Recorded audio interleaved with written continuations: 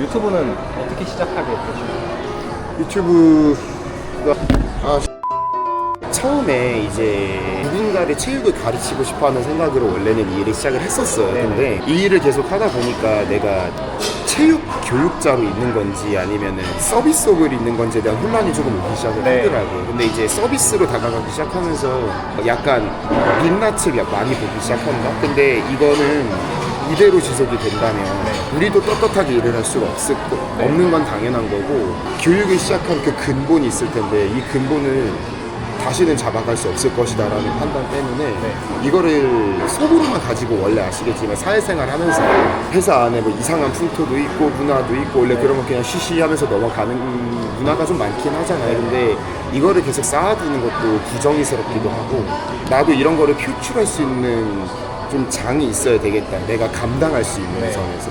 그래서 시작을 하게 됐는데 이제 영상 한 개가 갑자기 이제 뭐 10,000, 20,000, 30,000, 40,000 이렇게 되기 시작하면서 거기서 갑자기 올라간 거거든요. 그래서 이거 취미로 하기에는 이제 보는 사람들이 좀 많아지기 시작한 건 느껴진다 해가지고 지금은 멈추지를 못하고 있는 상황이죠. 진짜 바쁘시지 않으세요? 그렇게 사업도 하시고 일도 하시고. 솔직하게요? 죽어나요. 사업 시작하고부터는 완전히 패턴이 달라졌다. 그러니까 옛날에 결혼 안 했을 때는 영상이 일주일에 하나? 그래도 일주일에 한 개, 아니면 좀 시간을 내가 많이 투자했다면 2개까지는 됐었어요. 근데 지금 결혼에 사업까지 겹치고 나서부터는 2주에 한 개?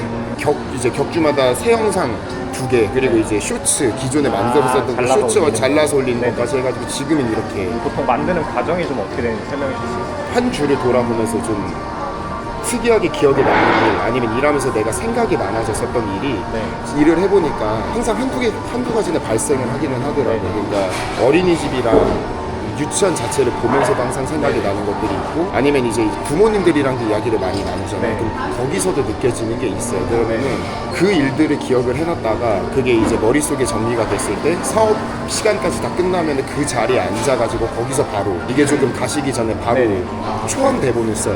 그리고 그걸 끝을 내면은 녹화를 해놨다가 편집은 항상 주말에 하는 거예요. 지금 유튜브에서 그럼 수익이 좀 발생을 하세요? 하기는 하죠.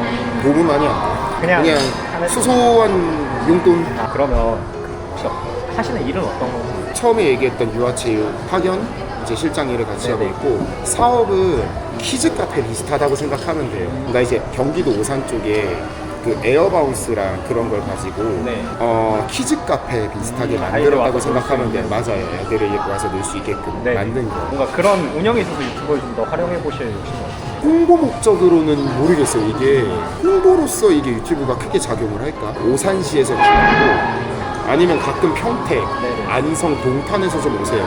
싸는데 유튜브는 뭐 오산, 동탄 뭐 그런 한정적인 지역에서 보는 게 아니라 전국 단위에서 보는 거잖아요. 내가 완전히 연예인급으로 유튜브를 성공을 시키지 않는 이상 이게 홍보로서 과연 기능을 할까?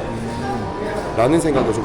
뭔가 그 본질이나 그 진정성을 좀 잃지 않고 싶은 느낌인 것 같아요. 근데 사실 그거 잃어버리면 그쵸, 끝이죠.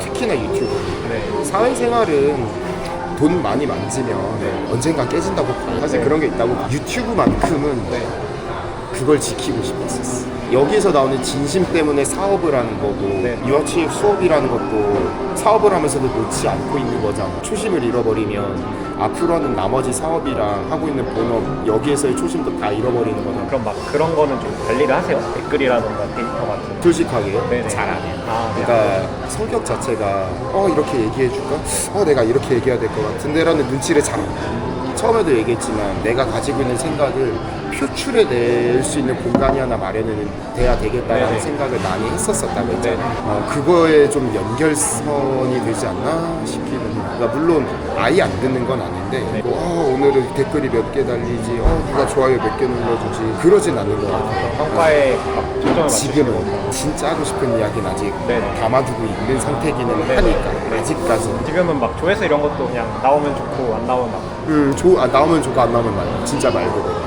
잠은 좀 주무세요? 오전에 행사 세팅 같은 거 없는 날 때는 그래도 한 5-6시간은 자요. 있는 날은 조금 힘들고.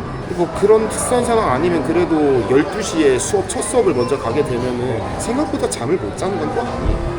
꿈이라던가 목표 같은 게 좀 있으세요? 저는 지금 제가 하고 있는 사업체가 하나의 프랜차이즈가 됐으면 어떨까라는 생각이 사실은 해요. 네. 이게 하나가 지금 여기서 되면은 네. 저는 솔직히 하나 더 하고 싶어요. 왜 이쪽에 좀 하게 되신 거예요?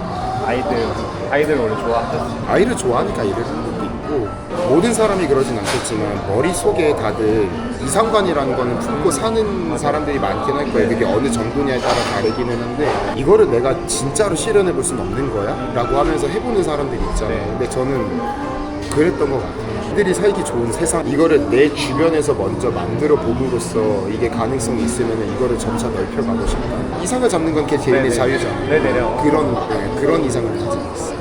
이 얘기를 제가 유튜브에 올리는 건 최초일 거예요. 제가 최종적으로 유튜브를 하고자 하는 목표가 저는 제가 지금까지 한 유튜브에 영상을 올린 게 지운 것까지 합하면 150개 정도 될 거예요. 네. 제가 아이들에 대해서 지금까지 해온 말들이 있고 부모님들의 문화에 대해서 지금까지 비판하거나 조금 독려하거나 그런 말들을 많이 해왔잖아요. 근데 이게 진심이었음을 증명하기 위해서는 가장 진심 어린 방법은 딱 하나밖에 없더라고요. 내 아이가 태어났을 때 똑같이 적용해요.